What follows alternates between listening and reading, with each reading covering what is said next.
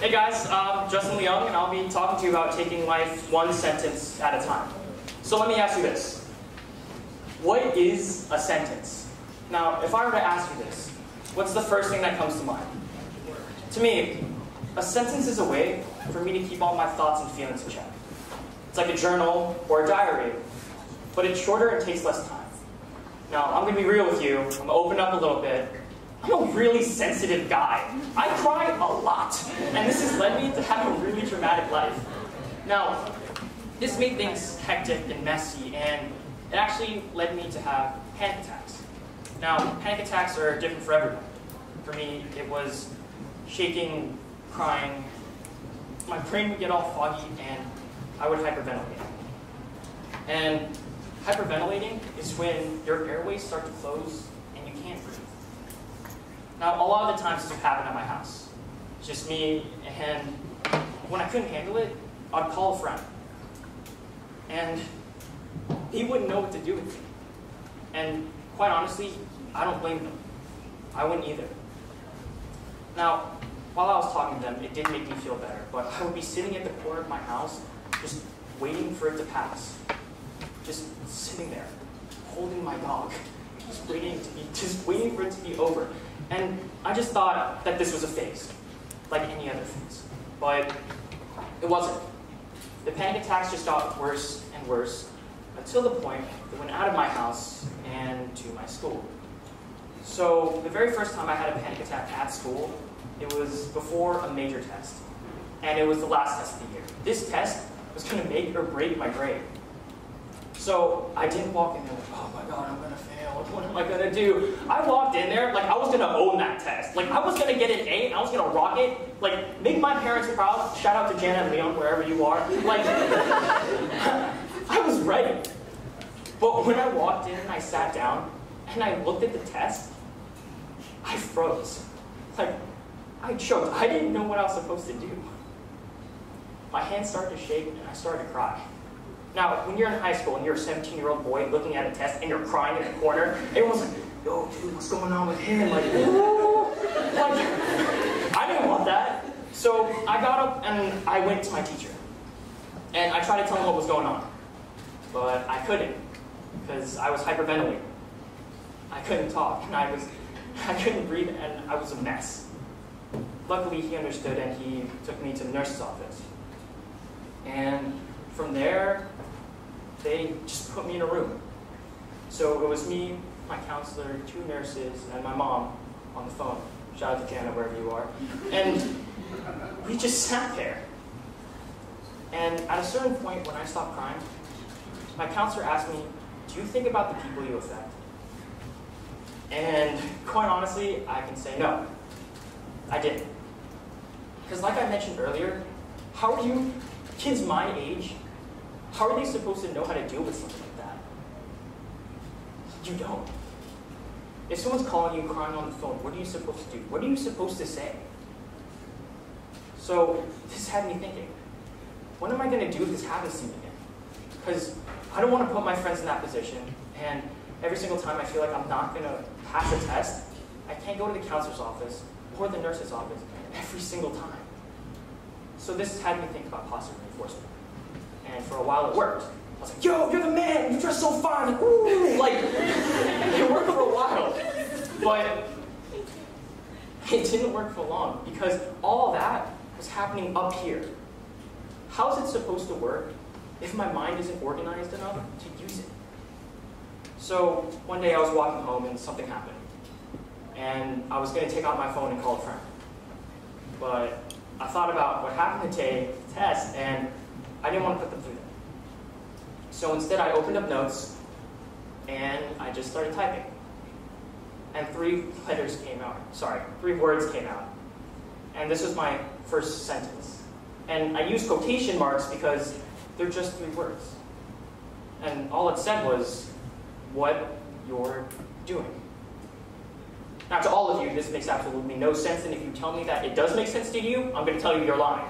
But the point is that it makes sense to me. When I see these 3 simple words, I think about everything that I've done to change who I am. That I'm not the same person I was before.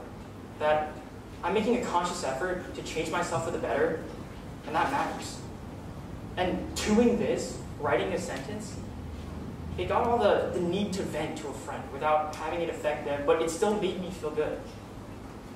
So I'm going to teach you guys how to write a sentence of your own. So welcome to How to Write a Sentence 101. I'm your instructor, Justin Leung, and let's get started. So, step one. Something happens. Now, whether you're partying it up in Disneyland with your best friends or you got an A on a test, and you want to remember that moment. You want to remember the feelings that you had, the people you were with. These mean step two. Take out your phone. And I know everyone has an iPhone, or if you're that small majority that has an Android, like, take it out. Open Google Drive, open Notes, open Google Doc, somewhere where you can put your thoughts down. And step three, write it down. I know this seems really obvious about writing a sentence, this is pretty important, but it's hard. Because you have to write down something that's going to make you remember that moment and what you were feeling at that time. And it's difficult. And this leads me to step four. Don't care about your grammar. I have the biggest trouble with this. My English grade is terrible. But the thing is, as long as it made sense to me, it didn't matter. Because I was the only one that was going to see. So, I'm going to ask you guys to take out your phones. And I'm going to give you about 30 seconds to write something about, I don't know, maybe the event today. What you learned from the TEDx speakers. What you want to learn. What you want to remember from all of this. Now, as you're writing, I'm going to give you an example of what I wrote. And what I wrote was the experience. Again, just two simple words that made up one sentence. And when I think about it, all I think about is the process that I had to go through to get here. To stand up on this stage and talk to you guys about something that means something to me. I went through highs and lows with my mentors, and I'm thankful that I've been able to come here and present to you. Now, I'm sorry I was getting really sappy, and I don't know, but that's about 30 seconds, give or take. So, what did you guys write? Anyone? Where's Shu? Shu here? Shu right there? Shu, can you hear me? Hello. Hey, Shu. Hey. So, what did you write, buddy? Well, I was a bit late today, so I think the first thing that came to mind was, oh damn. Oh damn, okay, well. So, when you read the sentence, oh damn, what do you think? It puts me back into that situation. It puts you back in the situation, okay. So when you read that, do you feel like you need to kind of improve on that the next time and maybe not wake up so late so you're like, oh damn? Sure, yeah. Sure, yeah, okay, yeah, that works for me. So, with me, all this sentence writing has led me to my love of expressions. And expressions are the action of making one's thoughts or feelings known. And you're probably thinking, why is he talking to us about expressions if he's literally talking about sentences? Now, sentences are for you specifically. Expressions cover everything else as a whole. It makes you think about where you are in your society. Sentences, a little more specific about individual problems that you have. So, an expression that you might have heard is, the sky's the limit, or you miss 100% of the shots you don't take.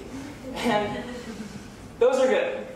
But the one that made the most impact to me was said by a man named Randy Pausch. And what he said was, you cannot change the cards you've been dealt. It's how you play the hand. And this was important to me because in middle school, I was bullied for being the fat kid. That's all I had. That's who I was. And that's who I thought I had to be. After a while, I just felt like there was no going back. That this is who I was and I couldn't change that. But when my brother told me this, I realized that I could change. That I could be different. So when I was given the option to move to a different school in 8th grade, I took it. I changed schools, talked to different people. I turned myself into the person that I wanted to be. So I went from this to this.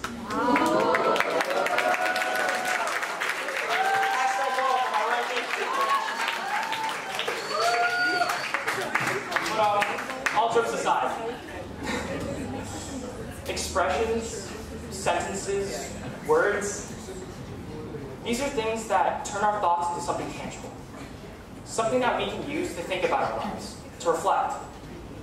So if there's one thing I want you to take away from this, is to get your thoughts out of your head and put them down and get them out of the way. Because a woman named Joyce actually said that you cannot have a positive life with a negative mind. Thank you guys, I'm Justin Leung.